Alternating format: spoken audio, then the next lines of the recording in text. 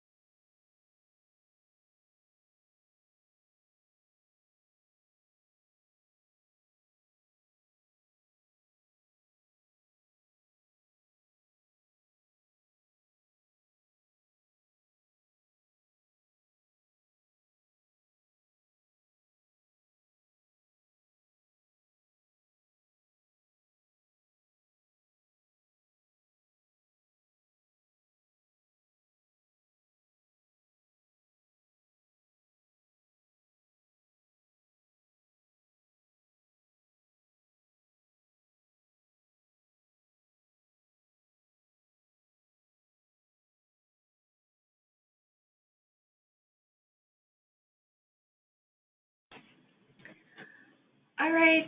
Hello, everybody. We're going to get started. This is Sophie Cardona. I just want to take this opportunity to welcome everybody to the Commercial Tenant Program webinar. Today, we are celebrating actually the launch or the relaunch of the new and improved Commercial Tenant Program. The program went live yesterday, so it's on the street and our website is up as well, and we're very excited to share with you today the updates that we've made to the program. So before we dive in, I just want to introduce you to a few key folks that have been instrumental in making the program successful. Myra Lujan, who is our strategic outreach lead, she's worn many different hats since the program launched, and she was an integral part of the effort to redesign the program, and she remains very focused on strategic outreach for the program. And then we have Geeta Subramoni and Elihu Dietz, both with ERS, and ERS has been implementing the outreach efforts for the program for about a year now, as well as other NYSERDA programs. So if you haven't already heard from them, you most likely will at some point in the near future. Our agenda for the day is up on the slide.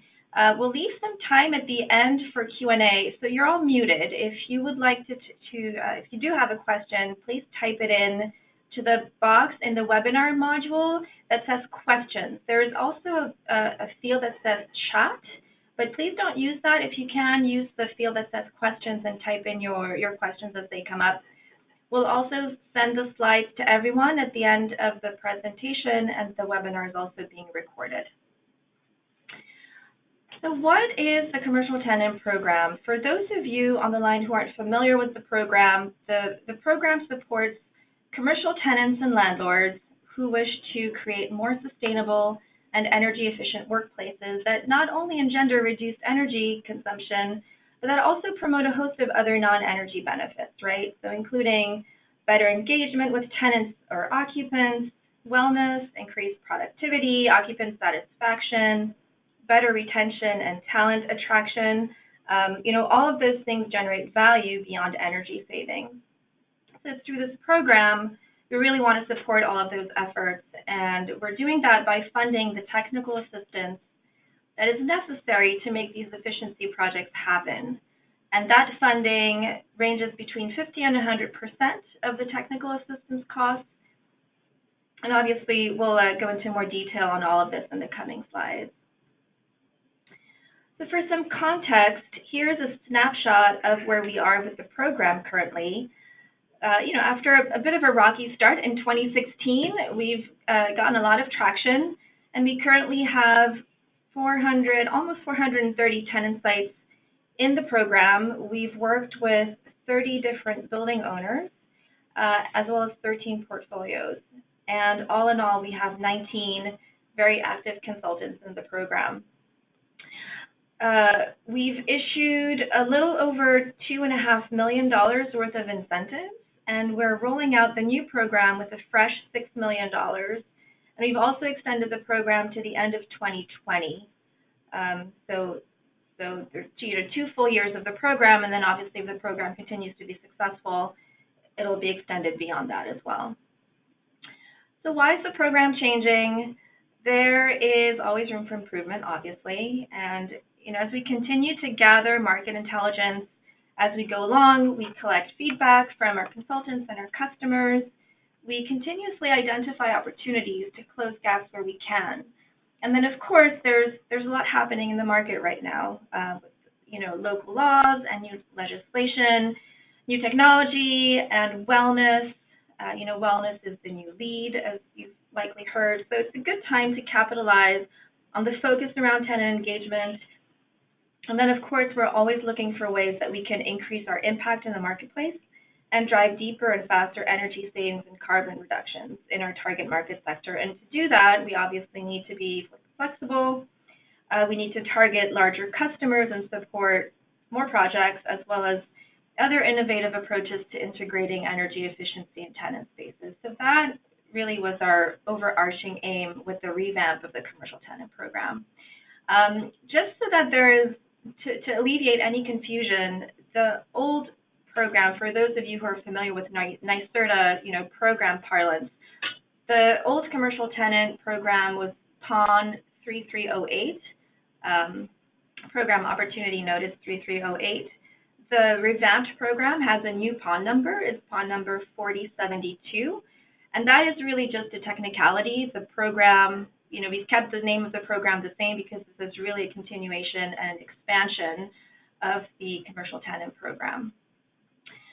So I will now hand it over to Elihu to continue the presentation. Great. Thanks, Sophie. So there were some key priorities here with the new program that we wanted to focus on. We wanted this to be fast and flexible, and we also wanted to look at where the market's heading and respond to that. So to address the fast aspect of this, here's a sort of sample of how this application process works. So the consultant, as we'll talk about more in depth later, is the person applying through this program on the tenant's behalf for an energy study.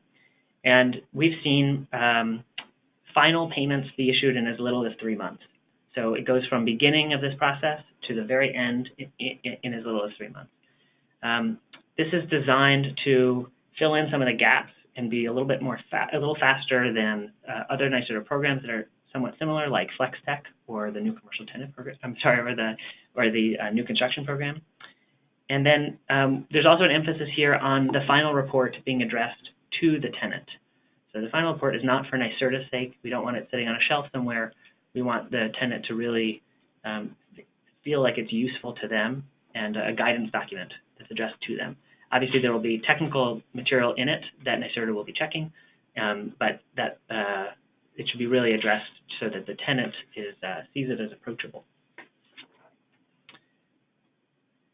And we want it to be flexible. We understand that tenants have varied leasing cycles, and that they might engage a consultant at different points during that leasing cycle. So the Commercial Tenant Program allows people to apply at any stage of the tenant's leasing cycle. And then finally, we want it to be forward-thinking. We've heard feedback over the last few years that we wanted to make sure the program addressed. First of all, there's changes in the workplaces. Corporate priorities. There are corporate priorities now for sort of lower carbon impacts, creating healthier spaces, supporting productivity and employee satisfaction. There are designers and architects who are now increasingly incorporating energy efficiency into their designs.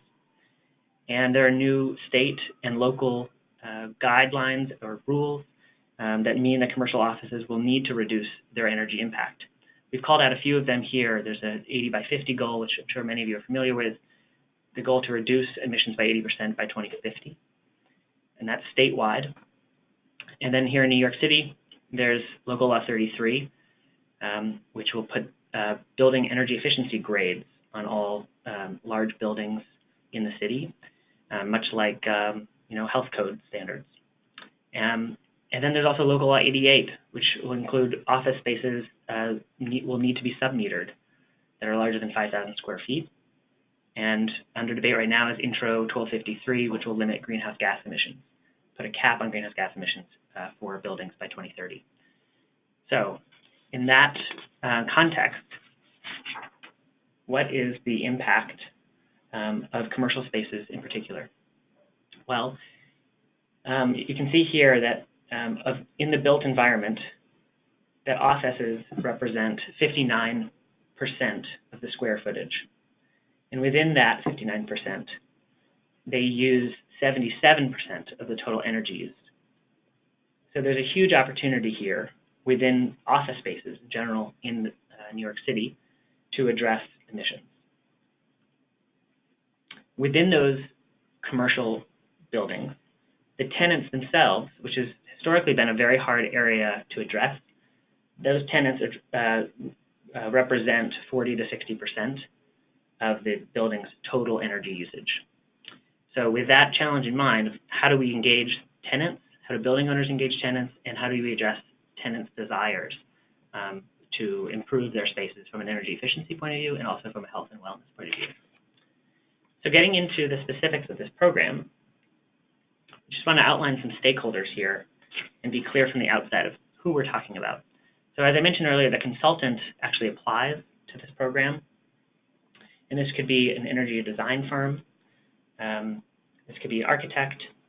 And they work closely with the tenant and apply to the program based on what the tenant is looking for and where they are in their leasing cycle. And the customer is the tenant or the landlord of the building. And that could be building owners, building managers, or even property management firms. I'm going to pass it on to Myra to talk more specifics about how this program has changed. Thank you, Elihu. So as we've mentioned before, our goals here were to become fast, flexible, and forward-thinking.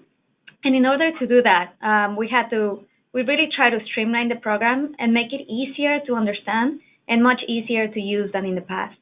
For these goals, we tried our best to do away with all the technical lingo and include more options for participation. And I hope that this will enable us to take a lot more projects in and truly work with you at all stages of the leasing process. Our older version of the program accepted applications for opportunity assessments only. But going forward, you'll be able to request support for planning assistance, portfolios, and other projects that don't quite fit into the categories above. In the next few minutes, I'll be going over what each of these categories include, how you can use them. And I'd just like to remind you that we are taking questions via the question box, and we'll answer them at the end, so please keep them coming.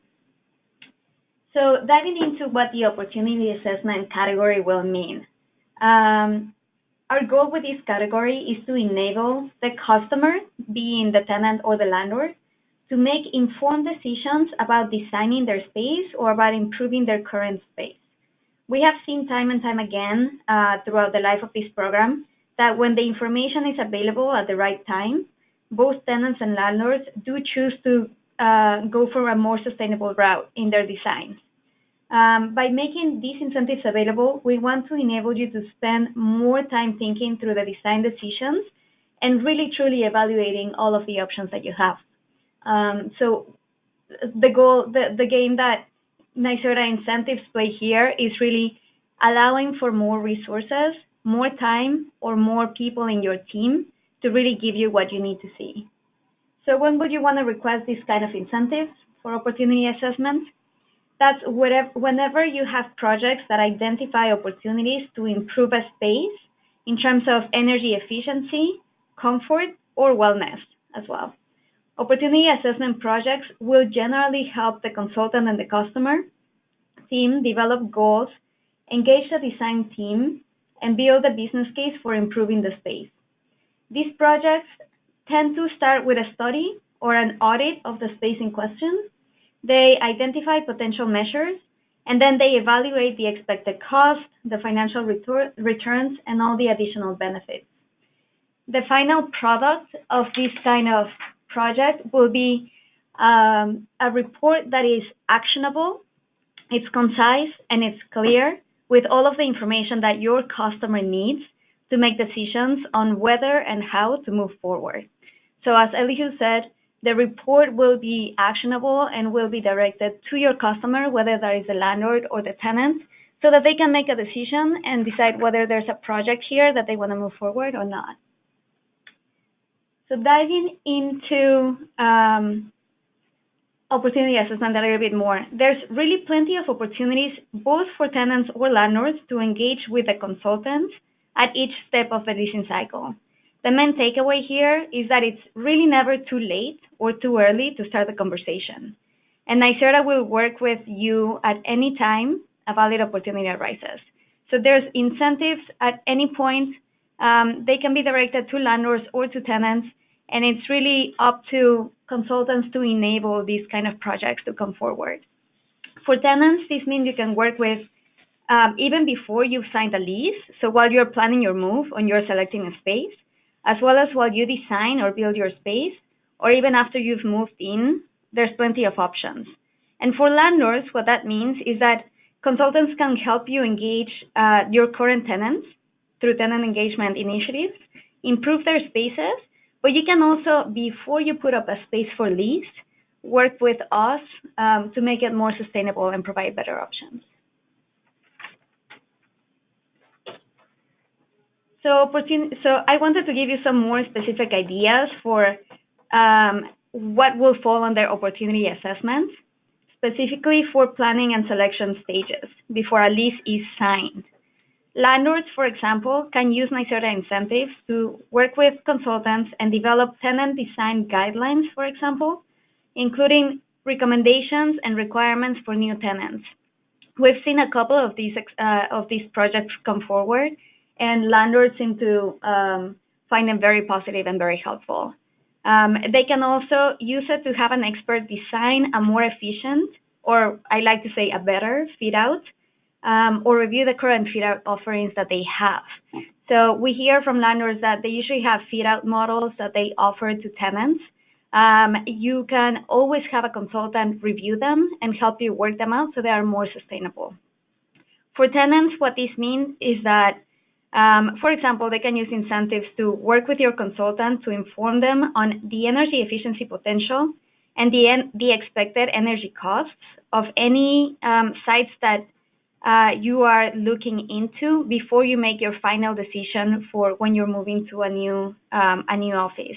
That same consultant can also help you request, for example, the appropriate electric requirements during your lease negotiations to the landlord. And I think sometimes, from what we've heard, brokers tend to request too much, like electric power going to a space, for instance. And I think there's a lot of room there to negotiate some other benefits in the lease if you have the right kind of information and if you can request a lot less power going in. We've heard this both from landlords and from a few brokers that we've spoken to. Some, two examples that both tenants and landlords can use this category for will be setting energy performance targets and carbon reduction goals, which will be very helpful for your company if you have any CSR goals, and also for landlords as you consider the local laws that are being discussed in New York. During the design and construction stages, tenants can have consultants work with the design team to evaluate sustainable design options, for instance, and this is where tenants will see the most benefit. So we have about 80 of these kind of projects in the program, and we tend to see somewhere around 30% savings on what would have been the energy consumption if they hadn't engaged a consultant. And over the lifetime of a lease, that can add up to significant money, whether that is a couple $100,000 or actually a few $1 million that this project can generate for the company.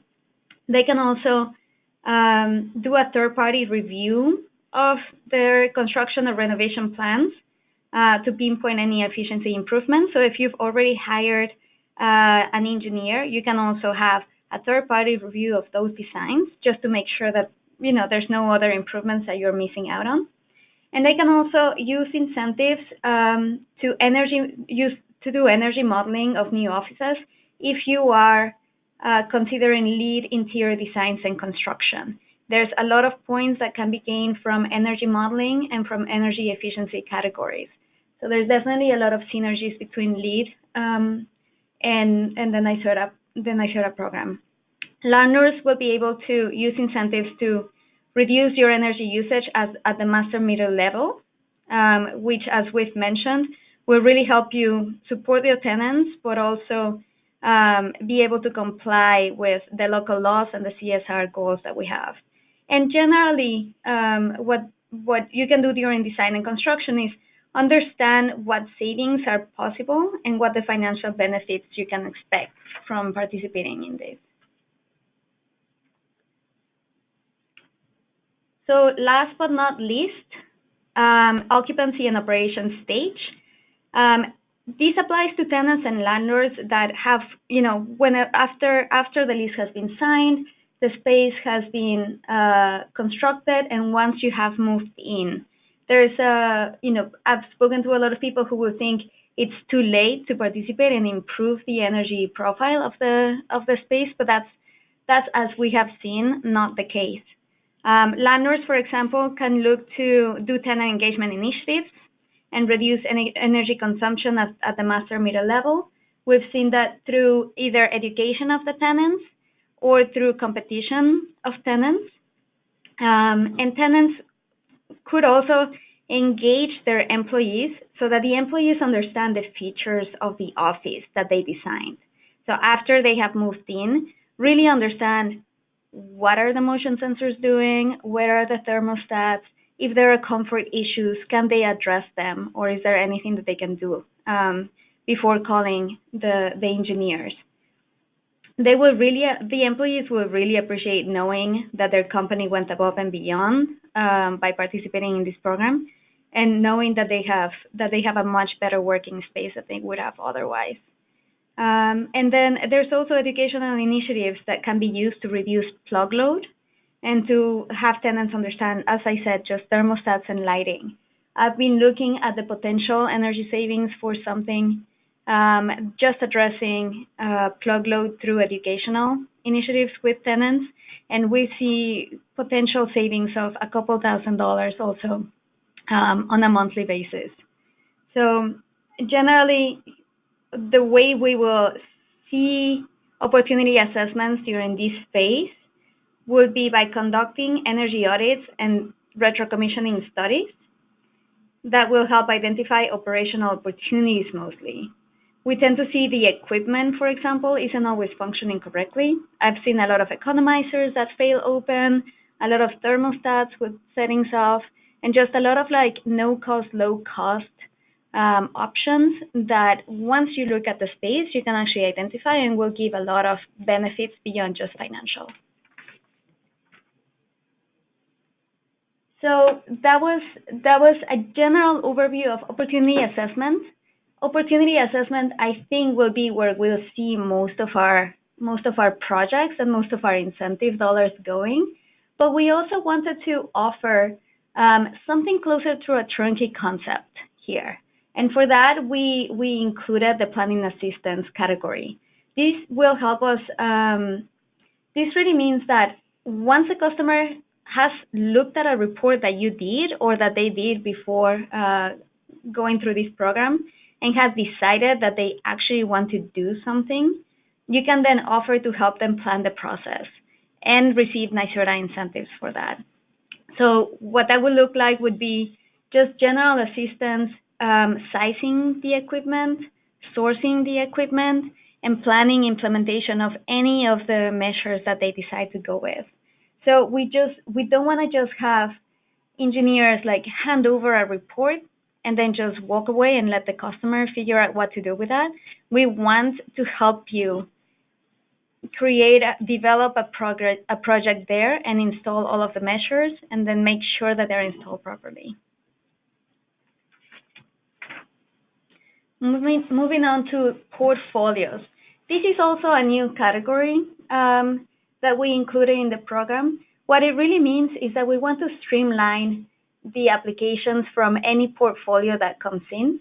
The way we'll be defining portfolios, and this is going to be very helpful for many of you, will be if a building owner or manager wants to bring 2 or more buildings through this program, or if a tenant has 2 or more offices in the state of New York that would like to participate. What you'll see from bringing 2 or more of your locations to do studies through this program will be exclusive benefits of having a dedicated program specialist from NYSERDA help you project manage, help you figure out the scope that will really help you the best, and then help you get all of the benefits and all of the incentives that are available to you. What we are hoping to get from this is just more scale, more participation, and just really help you have a bigger picture of what you can get, what you can attain from from the incentives and this kind of projects. So our other projects category is just a category that we left here for everything that wouldn't fit the general box of what we have described. We'll be able to bring different projects that you submit, and we're really looking forward to hearing your ideas. We understand that we haven't thought of everything, and that through technical assistance will bring energy efficiency. So this is how we ask you to get creative and come forward and give us ideas. The goal of this category will be to bring projects that drive deeper energy savings and that have new, innovative, or creative approaches to energy efficiency. So you can also work with landlords and tenants like we have seen, and as long as this is a leased space, and as long as you see the potential for deeper energy savings, please get in touch with us. We'd love to discuss it with you, and we'd love to see how we can support you. We right now have a couple net zero spaces, 1 whole building and a few tenant spaces that want to go through that. But we also are interested in getting some occupant wellness ideas and projects, behavior-based adjustments, and we'll definitely look at additional support for high-performing leased spaces in general. So what are the incentives that we offer? As we mentioned, we try to streamline this as much as possible. And the way we'll be handling is any project that you submit to us that requires up to $5,000 of incentives will get 100% funding. For any project that goes above $5,000, then we'll have a 50% funding minimum that can go up to 100% in some categories. The funding generally goes direct to the consultant, so this is no out-of-pocket for the landlord and for the tenant. That's, I think, really, really helpful for business development and for promoting this program.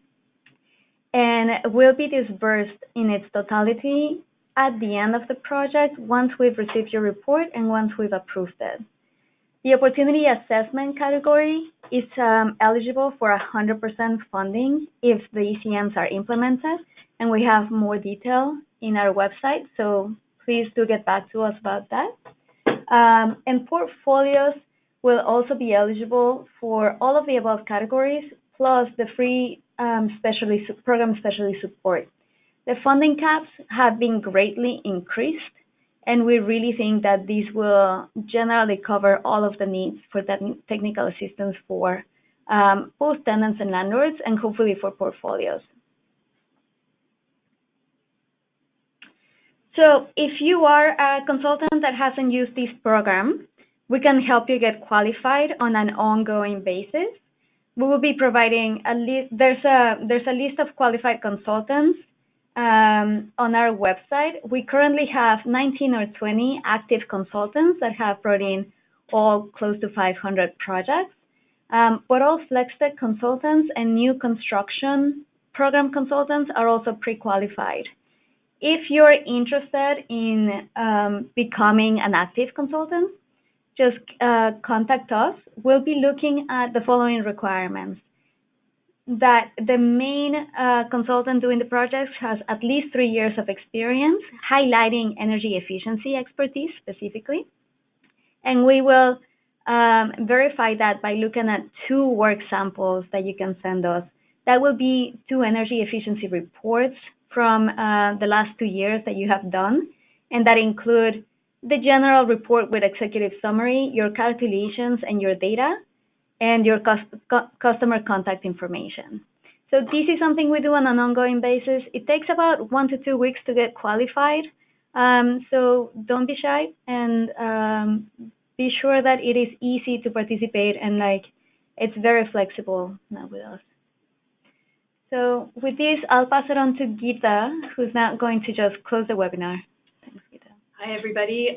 Just want to let you know that this is a great opportunity, and we at ERS have had a lot of fun working on this program, and encourage everyone to ask us questions, come to NYSERDA with interesting projects.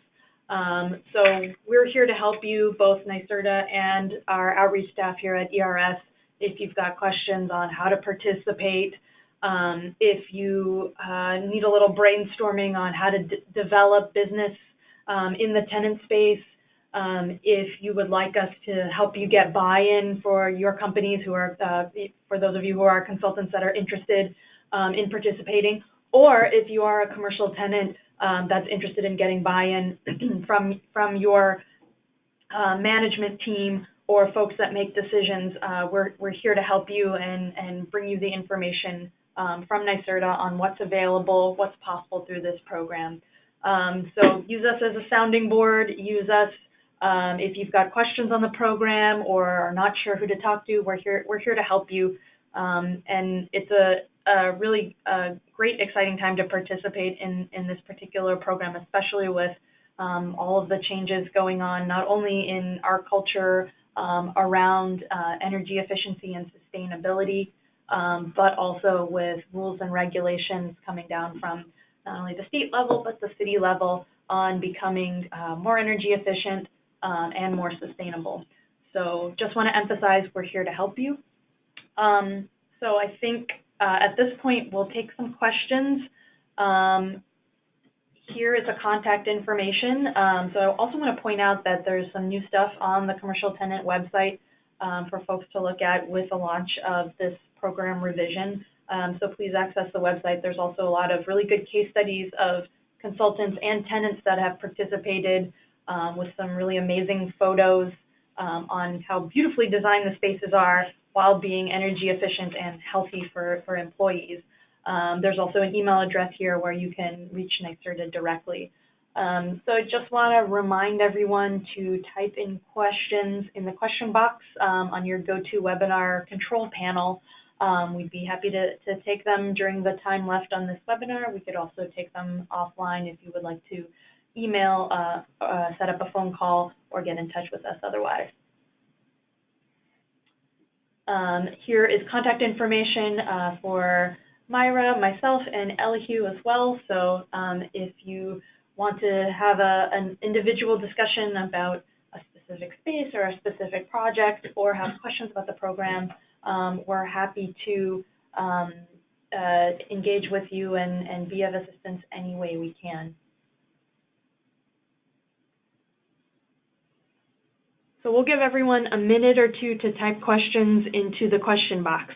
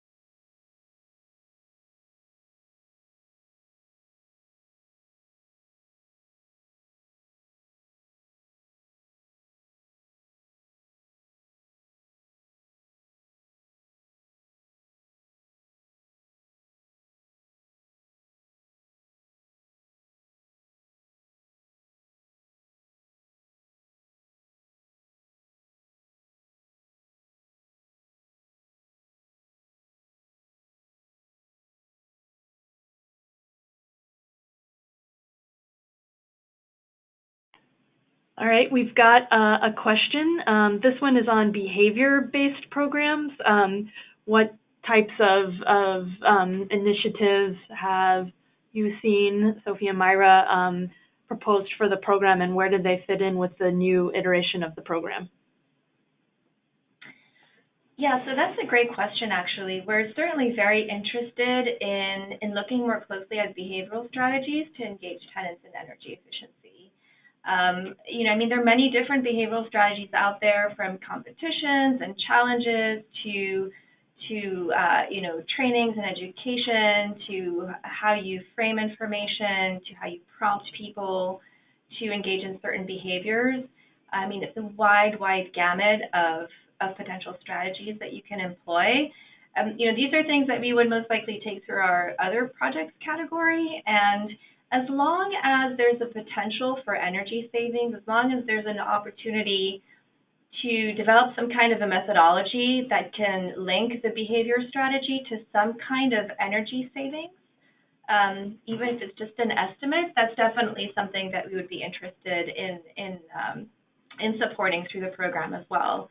Obviously, there's your more typical, sort of run-of-the-mill efficiency project where you're upgrading equipment or building out an efficient space, but then obviously occupant behavior in that space is a huge component of making sure that this space continues to deliver on energy savings over time. We're really open. To date, we haven't seen a lot of behavior strategies because we haven't really been supporting behavior strategies through the program. We were really just focused on doing energy studies and assessments. So now with the expanded scope of the program, we're really looking for any kind of activity that could potentially lead to energy savings in the tenant space. So come to us with ideas, behavioral or not. Thanks, Sophie.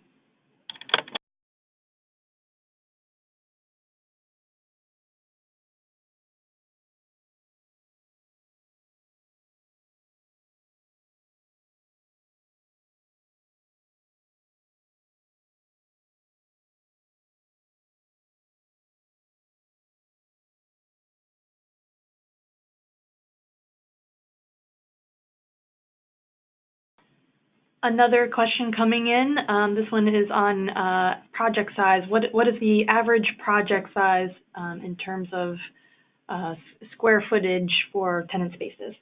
Yeah, so that's another good question, and we really have seen a lot of variation through the program. We've gotten individual tenants that are just a couple thousand square feet, and we've gotten large tenants that either occupy a whole building or occupy many floors in one building. So I think one of the largest we've had is around 1 million square feet.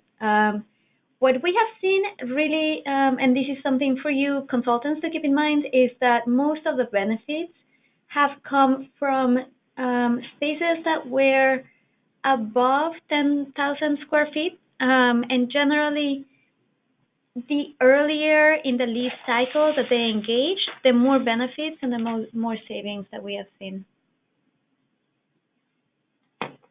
Thanks, Myra. Yep.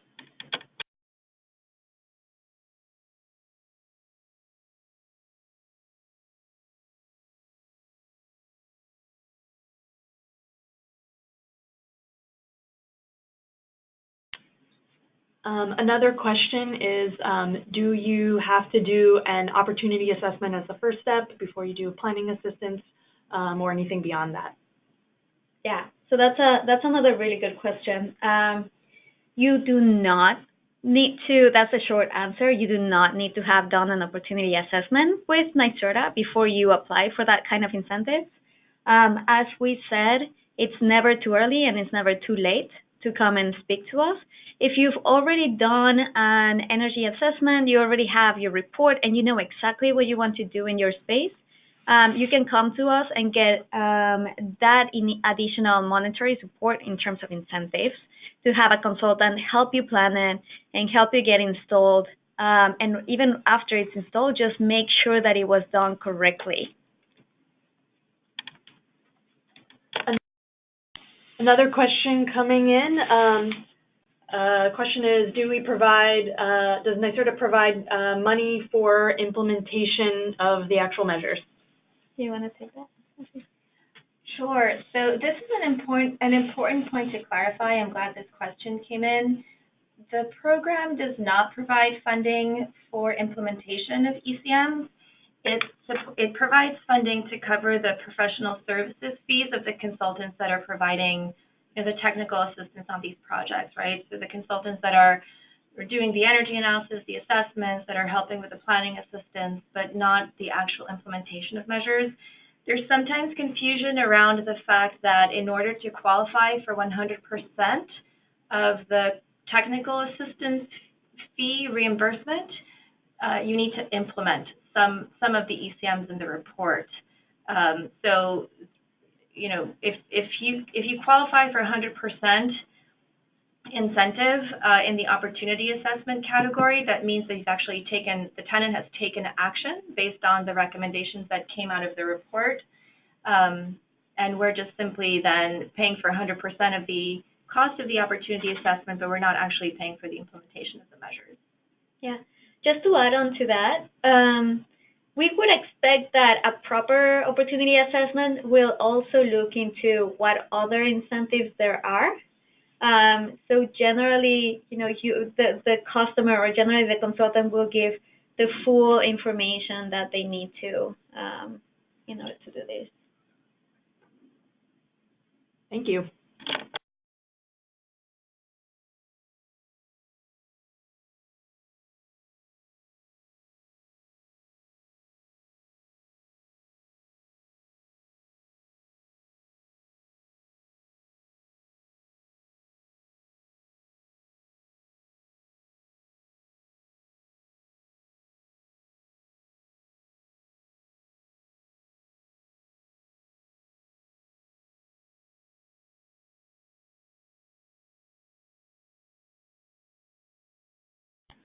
Another question, what's the application process like?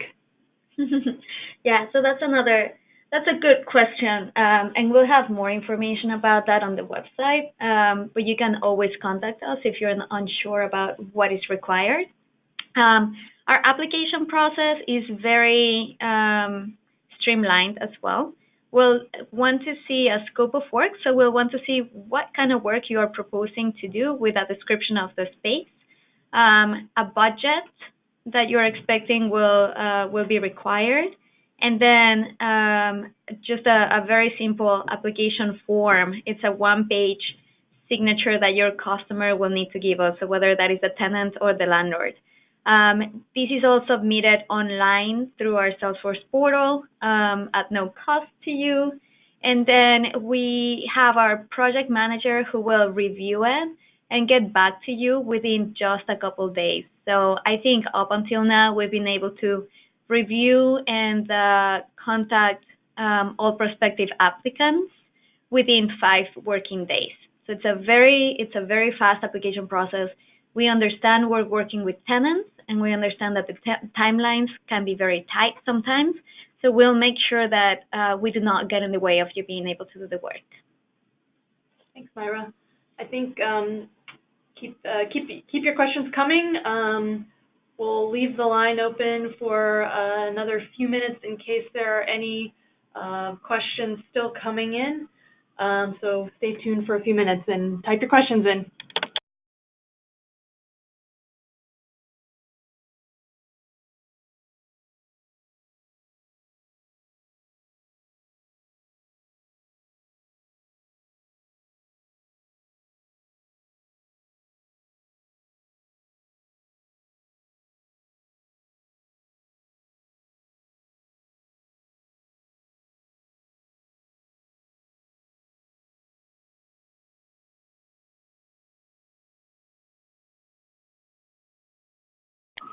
Another question, so if someone who is a commercial tenant also happens to own the building but occupies a certain space within the building and has other tenants, can the owner-occupied space participate in this program?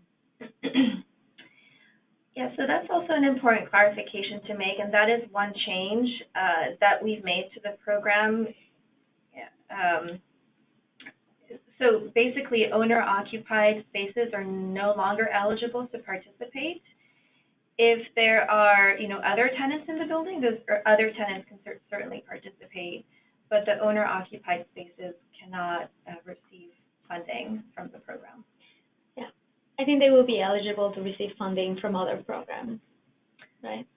Yes, absolutely, if they qualify. Yeah, so we just don't want to overlap with other offerings.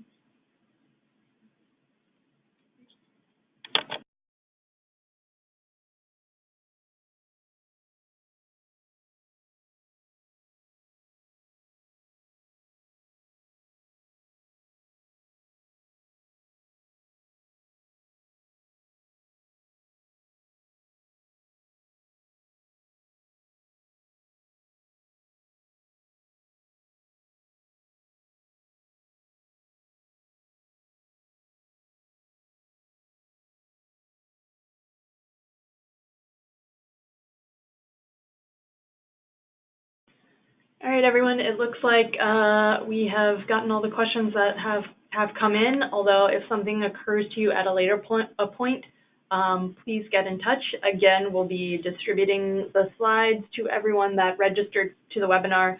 A recording will also be available, and both NYSERDA and ERS are available for questions, brainstorming, as a sounding board. So let us know how we can help out. We're really excited to get more tenant spaces involved in this program and really get some cool, new, innovative energy efficiency projects in the door. Again, thank you to Elihu, Myra, and Sophie for the presentation. I'm Geeta, also at ERS.